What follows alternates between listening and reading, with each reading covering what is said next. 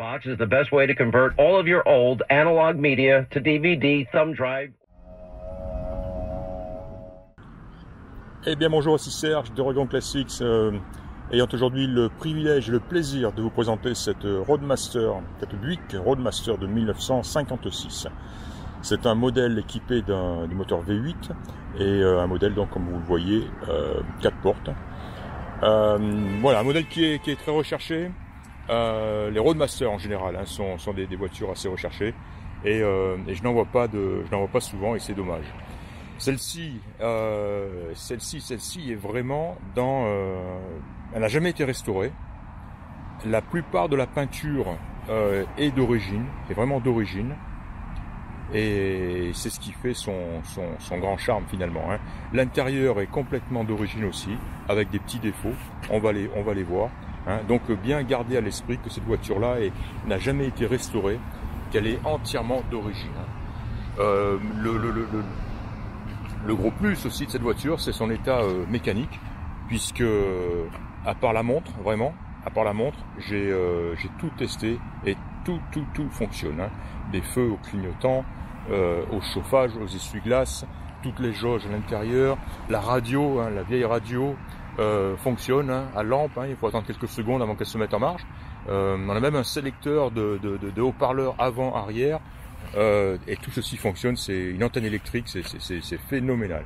Elle est extrêmement agréable à conduire. Elle fournit de très bonnes performances, elle freine bien, la direction est assistée d'ailleurs, la direction assistée d'origine, fonctionne très bien.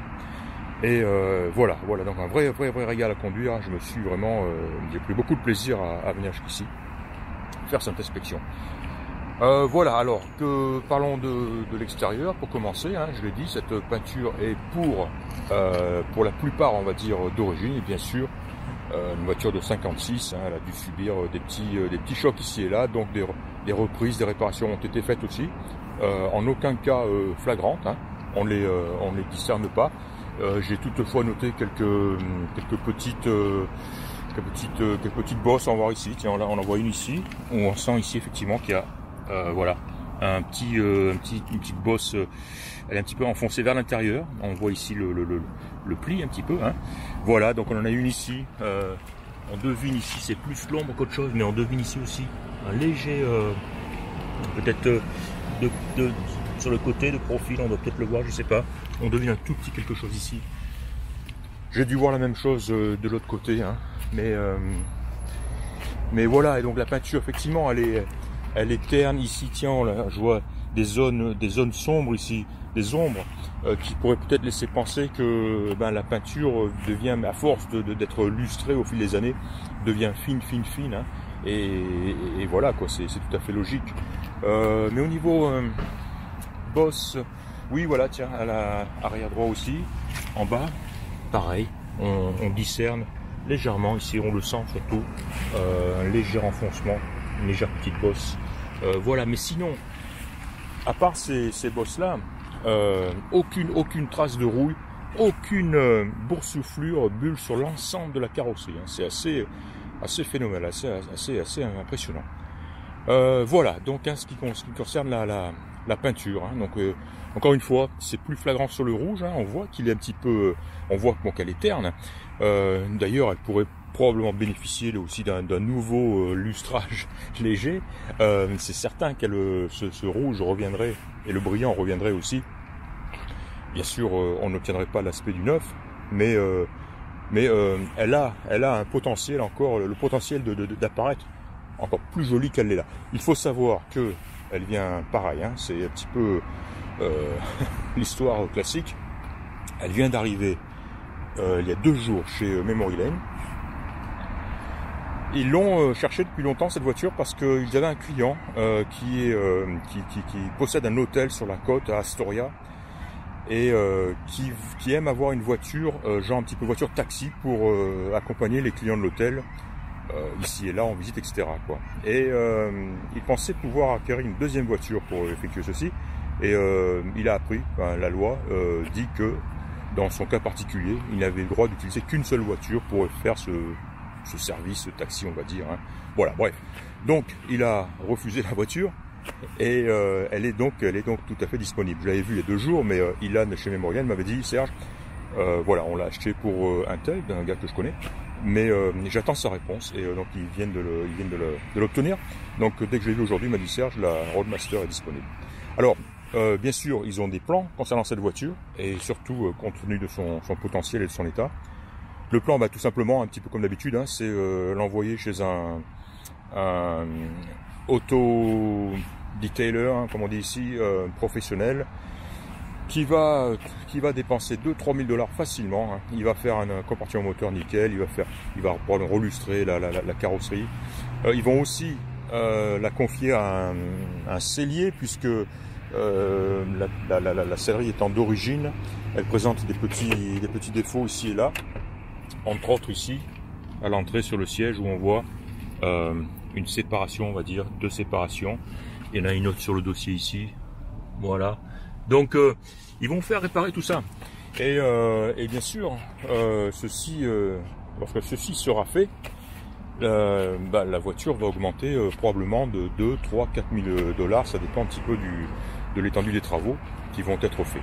Donc voilà, tout ça pour dire que nous avons, vous et moi, la possibilité encore d'acheter cette voiture au prix que je vais afficher, et dans cet état même, hein, voilà. Et ce pendant une période de, il m'a dit 1 à 2 semaines avant donc qu'il la confie à ce monsieur. Alors voilà, les Roadmaster, j'adore cette voiture. J'ai l'impression, je me disais en la regardant, en prenant les photos, que les designers, les ingénieurs les designers surtout de l'époque, se donnaient à cœur joie. Par exemple au niveau des chromes, hein, je sais pas, hein, au niveau du cahier des charges, on a dû leur dire, écoutez les gars, on veut 50 kg de chrome sur cette voiture, faites ce que vous voulez, parce que il y en a partout, et les détails, des tout petits détails, hein, voilà, ce genre de détails ici, en haut de l'aile ici, donc c'est magnifique évidemment. Celui en haut de là, évidemment, bien connu, hein, l'avion sur le nez du capot, regardez ça un petit peu, il est somptueux, il est magnifique. Quoi d'autre encore, le mot Roadmaster qu'on trouve à plusieurs endroits, on le trouve de chaque côté sur la porte ici, on le trouve sur le coffre, et bien sûr, typique au Buick, hein, les ouïes, hein, sur les ailes avant, mais regardez un petit peu ici, hein, pourquoi ce petit détail? Bien sûr, pour finir tout simplement, pour passer de la peinture blanche à la peinture rouge, c'est formidable, quoi. Et voilà, etc. Regardez un petit peu l'épaisseur de comment on dit, la baguette en fait autour du pare-brise. Elle est énorme, elle est chromée, elle est magnifique. Regardez un petit peu la grille d'entrée d'air et tout sous le pare-brise, c'est phénoménal. Et etc. évidemment, quoi. Là, on a du chrome partout. J'aime beaucoup là cette ligne ici, là, ce profil qui descend, qui plonge, et hop, on tourne, etc. C'est génial. Regardez un petit peu ça, c'est strictement inutile, hein. Voilà, ces petites ailettes un petit peu là, de chaque côté du coffre, à la fin des baguettes évidemment. Voilà, du chrome, et puis évidemment, hein, les feux, on le sait, des pare-chocs énormes, etc. En parlant de chrome d'ailleurs, bon là ils sont sales, en plus il pleut, hein, mais on voit que sur certains endroits, on voit un petit peu ils sont légèrement piqués, mais c'est relativement rare. La plupart, la grosse majorité des chromes sont en très bon état, et ils ont un potentiel aussi là, après un bon nettoyage, un bon polish, hein, de revenir de manière à être magnifique. Elle est bien chaussée, elle a 4 pneus avec flanc blanc, bien chaussés, qui ont encore pas mal de gomme, donc rien à dire. Elle est équipée de ses enjoliveurs. Voilà, tiens, on est près du moteur. Eh bien, moteur, voilà, le bon gros V8 d'origine, hein, le aussi même. Alors il est dans son jus, hein, on le voit, hein, c'est relativement sec en tout cas, sans aucun doute, hein. Mais ouais, tout d'origine, voilà, comme on peut se voir, du carburateur, l'admission, etc. On voit ici la pompe de direction assistée, hein, power steering. Voilà, bien sûr, là, les 2 gros klaxons à l'avant du radiateur, hein, qui sont sympas à entendre.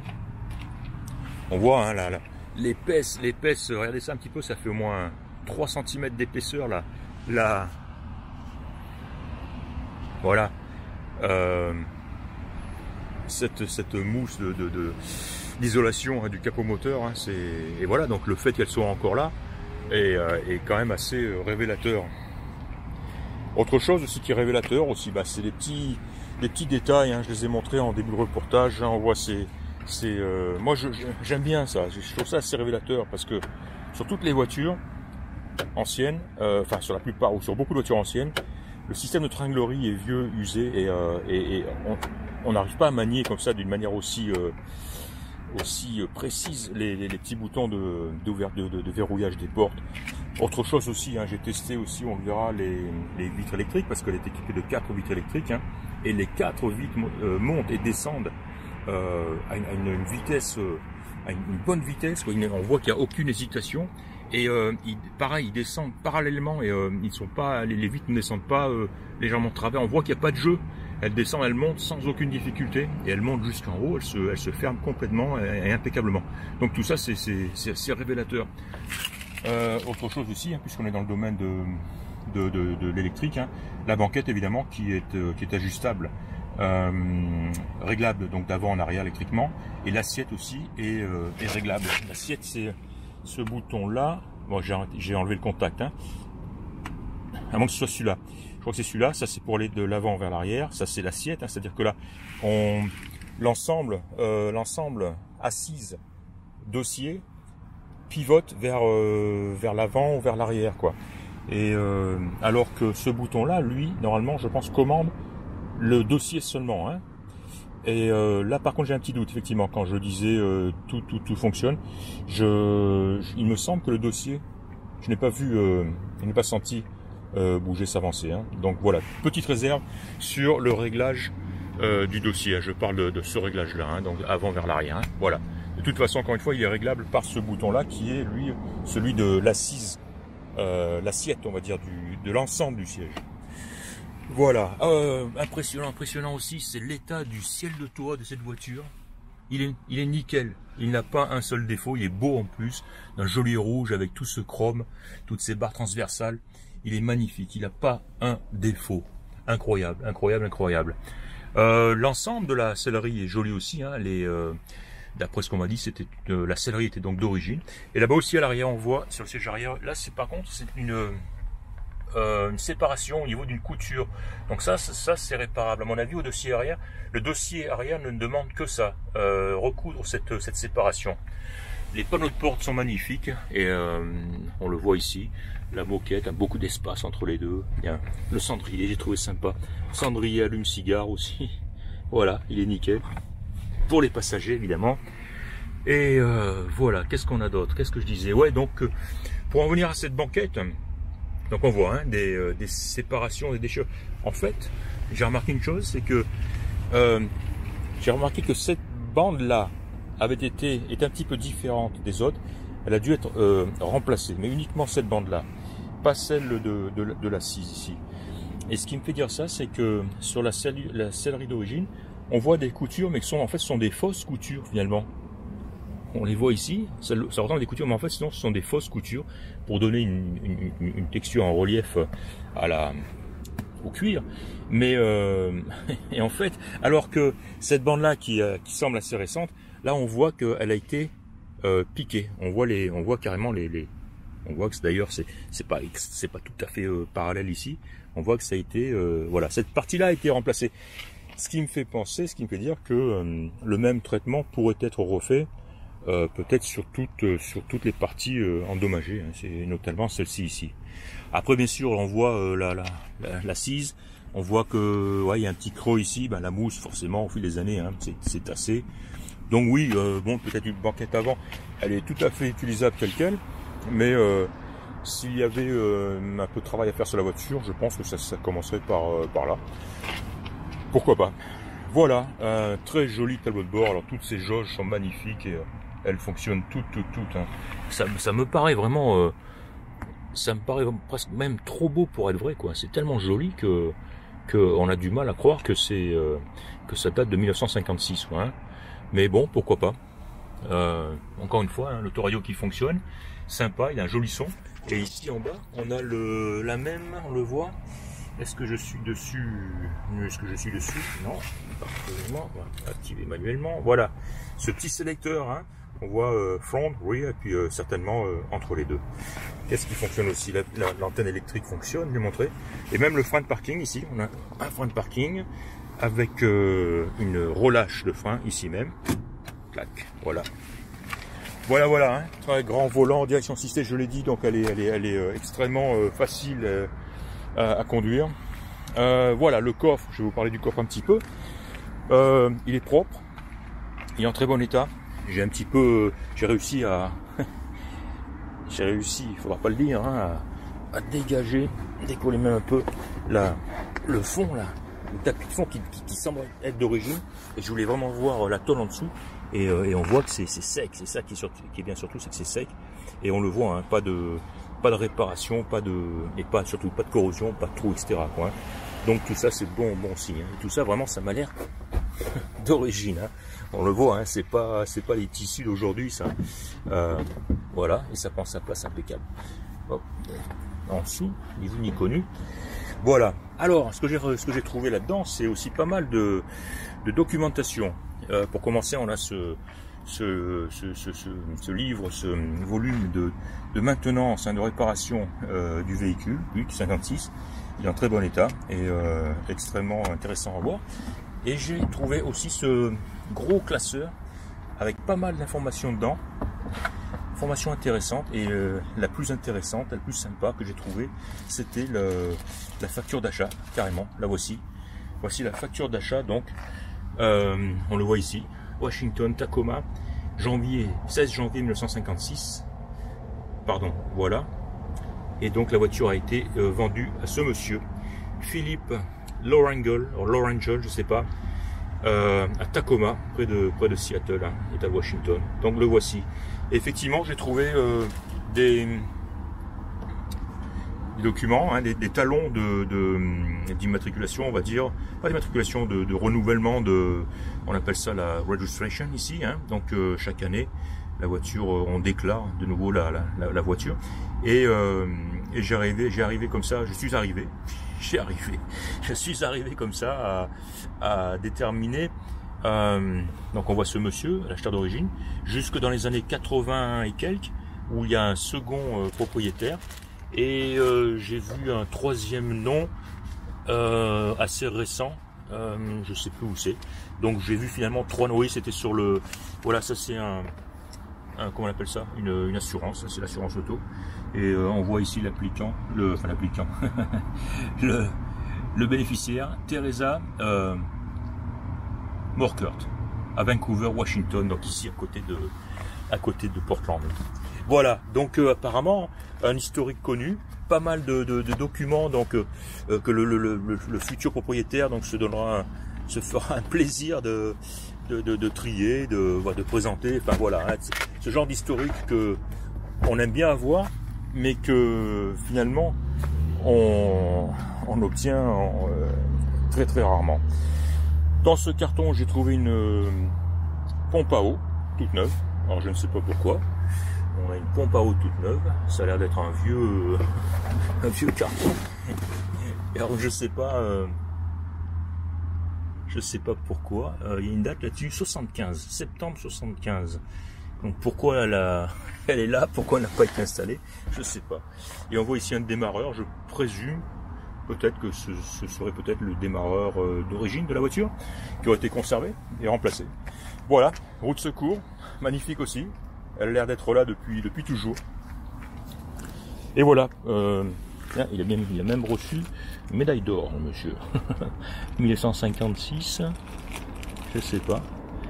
En 2006, voilà, un rassemblement quelconque. Hein. J'ai même vu des photos papier. Hein. Voilà, sympa ce coffre, sympa et intéressant. Boum. Terminé, fermé. Voilà, je vais fermer le capot pour vous la montrer dans son ensemble. Boum, voilà. Et cette porte, et je pense, hein, j'en fais un petit peu, j'essaierai de me filmer sur le chemin du retour à son volant. Hein. pour que vous puissiez voir un petit peu à quel point elle est sympa et facile à conduire. Et là-dessus, eh bien, je pense avoir terminé cette petite vidéo. J'espère ne rien avoir oublié. Alors voilà, encore une fois, une Roadmaster. C'est un petit peu le Graal, hein, très rare, surtout dans cet état d'origine. C'est un petit peu une time capsule, comme on dit, cette voiture, hein, surtout dans son état de fonctionnement. Voilà, c'est tout. C'était donc Serge d'Oregon Classic. J'espère que vous aurez apprécié et je vous dis à très bientôt. Au revoir.